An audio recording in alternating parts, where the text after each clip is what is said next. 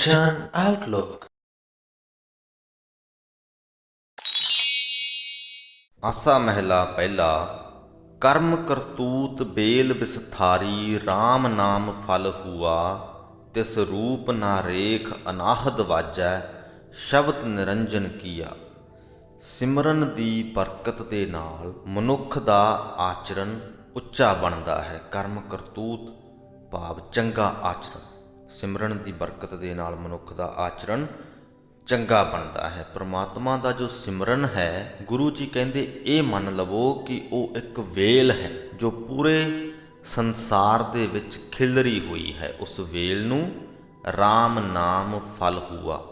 RAM ਨਾਮ ਰੂਪ, ਪ੍ਰਭੂ ਦੇ ਨਾਮ ਰੂਪ ਫਲ ਲੱਗਦਾ ਹੈ। ਇਸ ਫਲ ਦਾ ਆਨੰਦ ਜਿਸ ਨੇ ਮਾਣ ਲਿਆ, ਉਹਦੀ ਸੁਰਤ ਨਾਮ ਵਿੱਚ ਜੁੜੀ ਰਹਿੰਦੀ ਹੈ।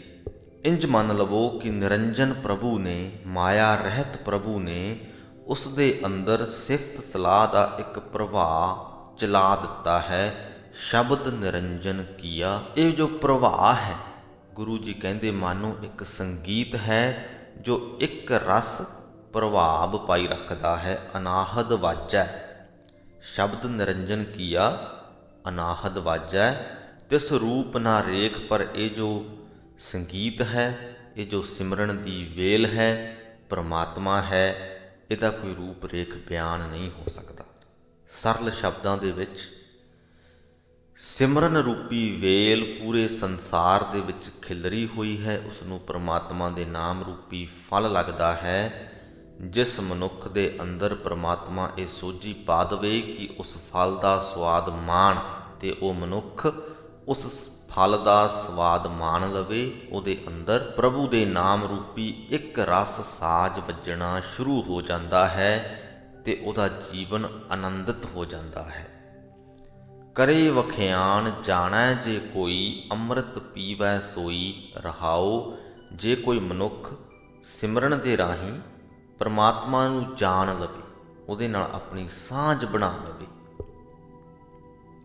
ਤੇ ਪ੍ਰਮਾਤਮਾ ਦੀ ਸਿਫਤ ਸਲਾਹ ਕਰਦਾ ਰਹੇ। ਕਰੇ ਵਖਿਆਣ ਜਾਣੈ ਜੇ ਕੋਈ, ਅੰਮ੍ਰਿਤ ਪੀਵੈ ਸੋਈ। ਤਾਂ ਇਹ ਸਮਝ ਲਵੋ ਕਿ ਉਹ ਮਨੁੱਖ ਨਾਮ ਅੰਮ੍ਰਿਤ ਪੀਂਦਾ ਹੈ, ਇਸ ਨਾਮ ਅੰਮ੍ਰਿਤ ਦਾ ਆਨੰਦ ਮਾਣਦਾ ਹੈ।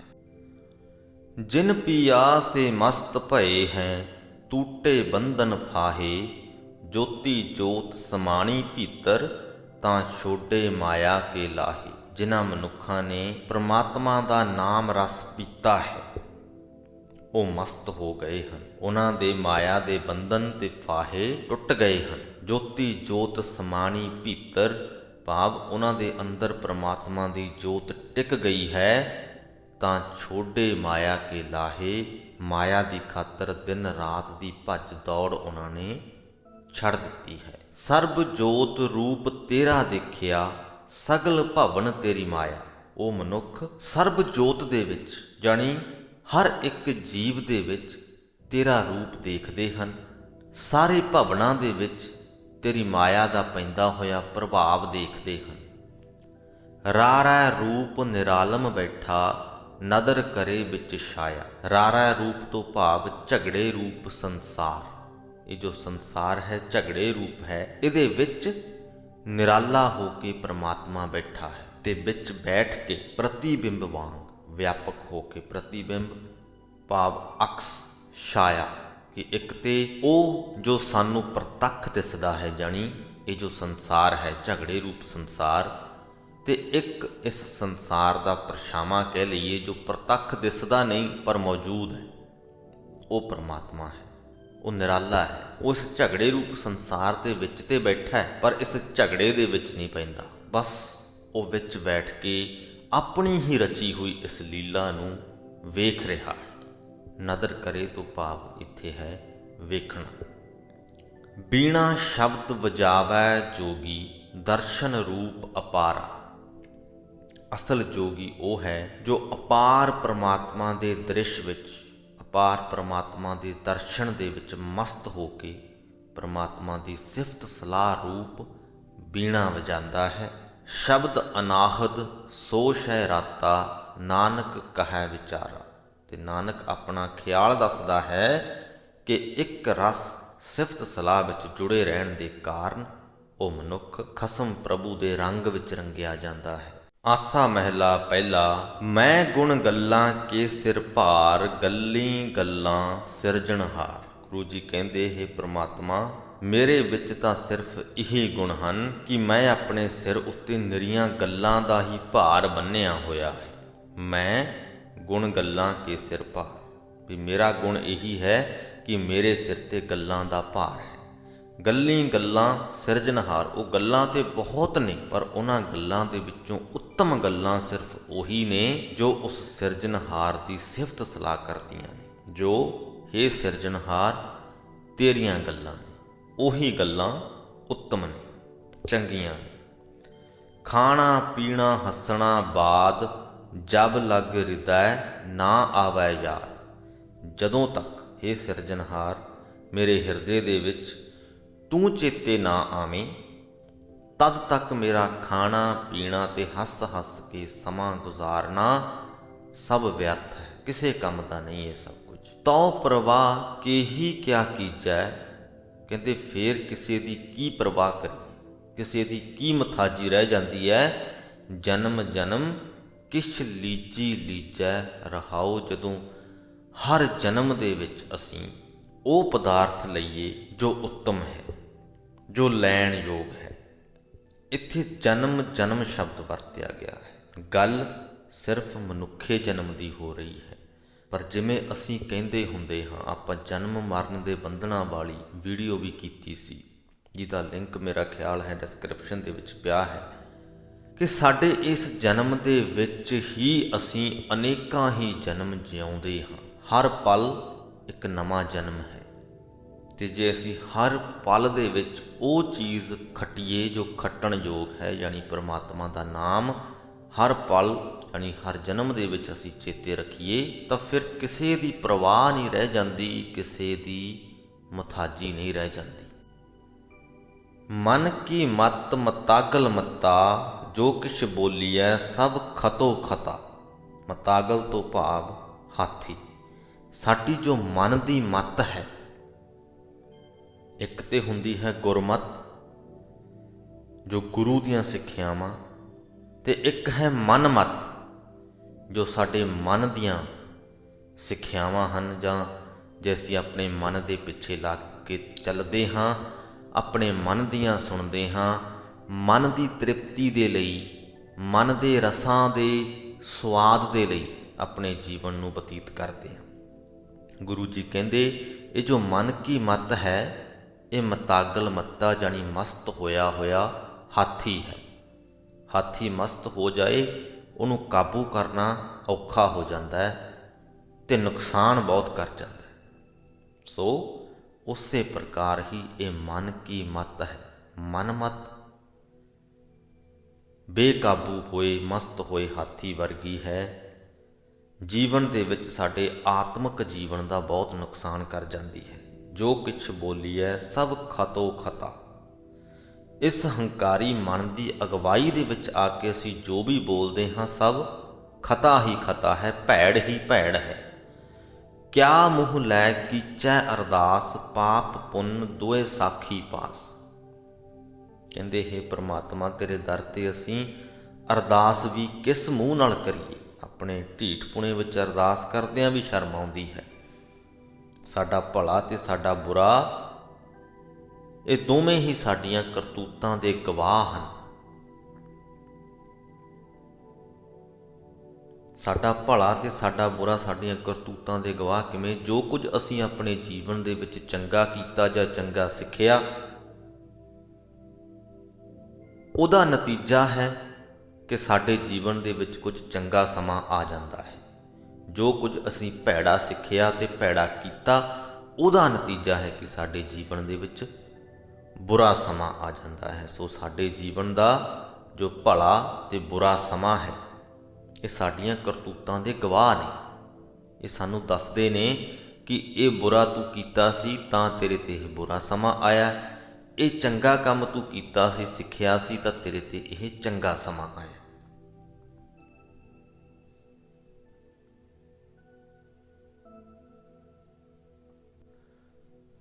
ਪਰ ਅਗਲੀ ਹੀ ਪੰਕਤੀ ਦੇ ਵਿੱਚ ਗੁਰੂ ਜੀ ਇਹ ਵੀ ਕਹਿੰਦੇ ਨੇ ਕਿ ਹੇ ਪ੍ਰਮਾਤਮਾ, ਸਾਡੇ ਜੀਵਾਂ ਦੇ ਵੱਸ ਦੀ ਗੱਲ ਨਹੀਂ। ਜੈਸਾ ਤੂੰ ਕਰ ਹੈ ਤੈਸਾ ਕੋ ਹੋਏ, ਤੁਝ ਬਿਨ ਦੂਜਾ ਨਾਹੀ ਕੋਏ। ਜਿਵੇਂ ਤੂੰ ਕਰਦਾ ਹੈ, ਜਿਹੋ ਜਿਹੀ ਅਕਲ ਜੀਵਾਂ ਨੂੰ ਤੂੰ ਬਖਸ਼ਦਾ ਹੈ, ਉਹੋ ਜਿਹੀ ਹੀ ਅਕਲ ਉਹਨਾਂ ਨੂੰ ਮਿਲਦੀ ਹੈ। ਤੇਰੇ ਤੋਂ ਇਲਾਵਾ ਦੂਜਾ ਕੋਈ ਹੈ ਹੀ ਨਹੀਂ ਜੋ ਸਾਨੂੰ ਅਕਲ ਦੇ ਸਕੇ। ਜਿਹੀ ਤੂੰ ਮਤ ਦੇ ਤੇਹੀ ਕੋ ਪਾਵੈ, ਤੁਧ ਆਪੇ ਭਾਵੈ ਤਿਵੈ ਚਲਾਵੈ।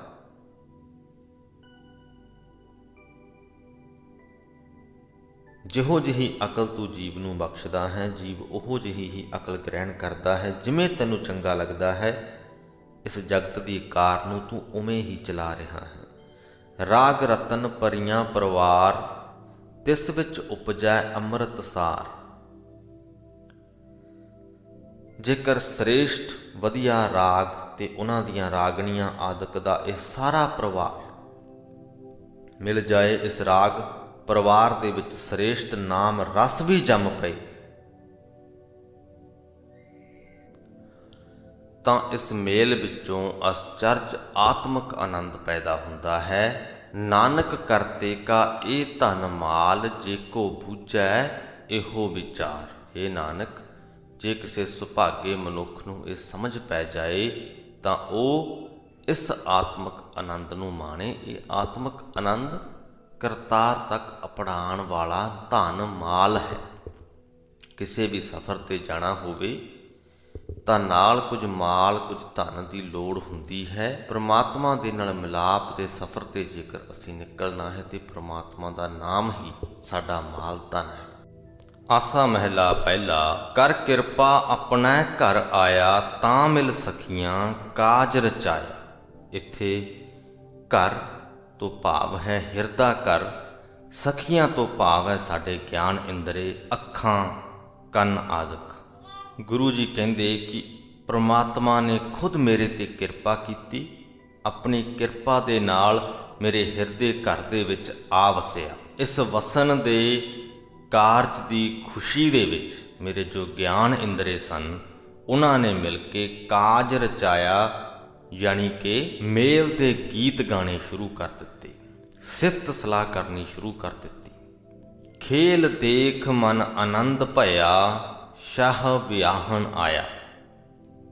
ਮੇਰਾ ਖਸਮ ਪ੍ਰਭੂ ਮੈਨੂੰ ਵਿਆਹਣ ਆਇਆ ਹੈ, ਮੈਨੂੰ ਆਪਣੇ ਚਰਨਾਂ ਦੇ ਵਿੱਚ ਜੋੜਨ ਆਇਆ ਹੈ। ਪ੍ਰਭੂ ਮਿਲਾਪ ਲਈ ਇਹ ਉਦਮ ਵੇਖ ਕੇ, ਇਹ ਖੇਲ ਦੇਖ ਕੇ ਮੇਰੇ ਮਨ ਦੇ ਵਿੱਚ ਆਨੰਦ ਪੈਦਾ ਹੋ ਗਿਆ ਹੈ।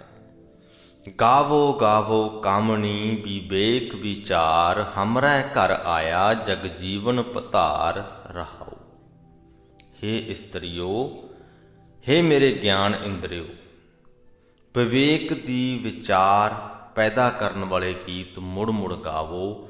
ਚੰਗੇ ਮੰਦੇ ਦੀ ਪਰਖ ਦੀ ਵਿਚਾਰ ਪੈਦਾ ਕਰਨ ਵਾਲੇ ਗੀਤ ਮੁੜ ਮੁੜ ਗਾਵੋ। ਉਦਾਹਰਣ ਦੇ ਤੌਰ ਤੇ ਕਿ ਹੇ ਮੇਰੀ ਜੀਵ, ਤੂੰ ਸਿਫਤ ਸਲਾਹ ਦੇ ਵਿੱਚ ਜੁੜ। ਪਰਮਾਤਮਾ ਦੀ ਸਿਫਤ ਸਲਾਹ ਵਿੱਚ ਜੁੜੇਂਗੀ ਤਾਂ ਨਿੰਦਾ ਵੱਲੋਂ ਹਟ ਜਾਏਂਗੀ। ਹੇ ਮੇਰੇ ਕੰਨੋ, ਤੁਸੀਂ ਸਿਫਤ ਸਲਾਹ ਦੇ ਗੀਤ ਸੁਣੋ। ਤੁਸੀਂ ਵੀ ਜੇ ਸਿਫਤ ਸਲਾਹ ਦੇ ਗੀਤ ਸੁਣਨ ਦੇ ਵਿੱਚ ਲੱਗ ਜਾਓਗੇ ਤਾਂ ਨਿੰਦਾ ਆਦਿਕ ਸੁਣਨ ਤੋਂ ਬਚੇ ਰਹੋਗੇ। ਹਮਰਾ ਘਰ ਆਇਆ ਜਗ ਜੀਵਨ ਪਧਾਰ। ਪਧਾਰ ਤੋਂ ਭਾਵ ਖਸਮ ਪ੍ਰਭੂ, ਕਿ ਮੇਰੇ ਘਰ ਦੇ ਵਿੱਚ ਸਾਰੇ ਜੱਗ ਦੇ ਜੀਵਾਂ ਦੇ ਜੀਵਨ ਦਾ ਆਸਰਾ ਉਹ ਪ੍ਰਮਾਤਮਾ ਆਇਆ ਹੈ। ਗੁਰੂ ਦੁਆਰਾ ਹਮਰਾ ਵਿਆਹ ਜੇ ਹੋਆ, ਜਾਂ ਸ਼ੈ ਮਿਲਿਆ ਤਾਂ ਜਾਣਿਆ। ਗੁਰੂ ਦੀ ਸ਼ਰਨ ਪਿਆ ਸਾਡਾ ਇਹ ਵਿਆਹ ਹੋਇਆ। ਪ੍ਰਭੂ ਪਤੀ ਮੇਰੇ ਨਾਲ ਜੁੜਿਆ, ਪ੍ਰਭੂ ਪਤੀ ਨੇ ਮੈਨੂੰ ਆਪਣੇ ਚਰਨਾਂ ਦੇ ਨਾਲ ਜੋੜਿਆ। ਜਦੋਂ ਮੈਨੂੰ ਖਸਮ ਪ੍ਰਭੂ ਮਿਲ ਪਿਆ, ਤਦੋਂ ਮੈਨੂੰ ਸਮਝ ਆਈ, ਸ਼ਾਹ ਮਿਲਿਆ ਤਾਂ ਜਾਣਿਆ। ਤਿਹੋਂ ਲੋਕ ਕਾਮ ਹੈ ਸ਼ਬਦ ਰਵਿਆ ਹੈ, ਆਪ ਗਿਆ ਮਨ ਮਾਨਿਆ। ਕਿ ਤਿੰਨਾਂ ਲੋਕਾਂ ਦੇ ਵਿੱਚ ਉਸ ਪ੍ਰਮਾਤਮਾ ਦੀ ਸਿਫਤ ਸਲਾਹ ਦਾ ਸ਼ਬਦ ਰਵਿਆ ਹੋਇਆ ਹੈ। ਮੈਨੂੰ ਇਹ ਗੱਲ ਸਮਝ ਆਈ ਕਿ ਪ੍ਰਭੂ ਜੀਵਨ ਰੌਂ ਬਣ ਕੇ ਸਾਰੇ ਜਗਤ ਦੇ ਵਿੱਚ ਵਿਆਪਕ ਹੈ। ਮੇਰੇ ਅੰਦਰੋਂ ਆਪਾ ਭਾਵ ਦੂਰ ਹੋ ਗਿਆ, ਆਪ ਗਿਆ, ਮਨ ਮਾਨਿਆ। ਮੇਰਾ ਮਨ ਉਸ ਪ੍ਰਭੂ ਦੀ ਸਿਫਤ ਸਲਾਹ ਦੇ ਵਿੱਚ ਮੰਨ ਗਿਆ, ਉਹਦੀ ਯਾਦ ਦੇ ਵਿੱਚ ਗਿੱਝ ਗਿਆ। ਆਪਣਾ ਕਾਰਜ ਆਪ ਸਵਾਰੇ, ਹੋਰਨ ਕਾਰਜ ਨਾ ਹੋਈ। ਜਿਤ ਕਾਰਜ ਸਤ ਸੰਤੋਖ, ਦਇਆ ਧਰਮ ਹੈ, ਗੁਰਮੁਖ ਬੂਝੈ ਕੋਈ। ਜੀਵ ਇਸਤਰੀ ਨੂੰ ਆਪਣੇ ਨਾਲ ਮਿਲਾਣ ਦਾ ਕਾਰਜ ਉਹ ਪ੍ਰਭੂ ਆਪ ਕਰਦਾ ਹੈ, ਕਿਸੇ ਹੋਰ ਪਾਸੋਂ ਨਹੀਂ ਕਰਵਾਉਂਦਾ। ਕਿਸੇ ਹੋਰ ਪਾਸੋਂ ਇਹ ਕਾਰਜ ਸਿਰੇ ਚੜ੍ਹ ਵੀ ਨਹੀਂ ਸਕਦਾ। ਇਸ ਮੇਲ ਦੀ ਬਰਕਤ ਦੇ ਨਾਲ ਜੀਵ ਇਸਤਰੀ ਦੇ ਅੰਦਰ ਸੇਵਾ, ਸੰਤੋਖ, ਦਇਆ, ਧਰਮ ਆਦਿਕ ਗੁਣ ਪੈਦਾ ਹੁੰਦੇ ਹਨ। ਇਸ ਭੇਤ ਨੂੰ ਉਹੀ ਸਮਝਦਾ ਹੈ ਜੋ ਗੁਰਮੁਖ ਹੋ ਜਾਂਦਾ ਹੈ, ਜੋ ਗੁਰੂ ਦੇ ਸਨਮੁਖ ਹੁੰਦਾ ਹੈ। ਗੁਰਮੁਖ ਬੂਝੈ ਕੋਈ। ਭੰਤ ਨਾਨਕ ਸਭਨਾ ਕਾ ਪਿਰ ਇੱਕੋ ਸੋਈ। ਭੰਤ ਤੋਂ ਭਾਵ ਆਖਦਾ ਹੈ, ਨਾਨਕ ਆਖਦਾ ਹੈ ਕਿ ਸਾਰਿਆਂ ਦਾ ਪ੍ਰਭੂ ਇੱਕ ਪਰਮਾਤਮਾ ਹੀ ਹੈ, ਸਾਰਿਆਂ ਦਾ ਖਸਮ ਇੱਕ ਪਰਮਾਤਮਾ ਹੀ ਹੈ। ਜਿਸ ਨੂੰ ਨਦਰ ਕਰੇ ਸਾ ਸੁਹਾਗਣ ਹੋਏ।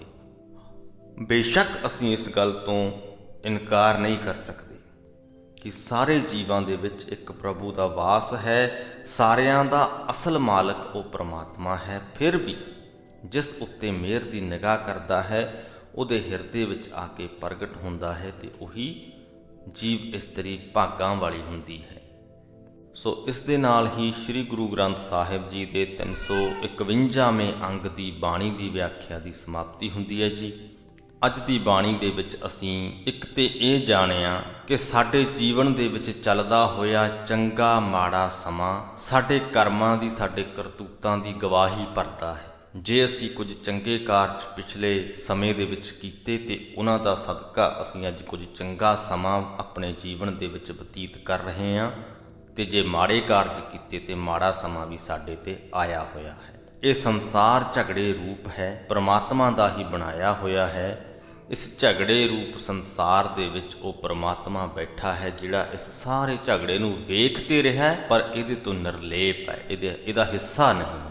ਫਿਰ ਗੁਰੂ ਜੀ ਸਾਨੂੰ ਦੱਸਦੇ ਹਨ ਕਿ ਜੇਕਰ ਪਰਮਾਤਮਾ ਦੀ ਯਾਦ ਮੇਰੇ ਹਿਰਦੇ ਦੇ ਵਿੱਚ ਨਾ ਹੋਵੇ ਤੇ ਮੇਰਾ ਖਾਣਾ ਪੀਣਾ ਹੱਸਣਾ ਸਭ ਵਿਅਰਥ ਹੈ।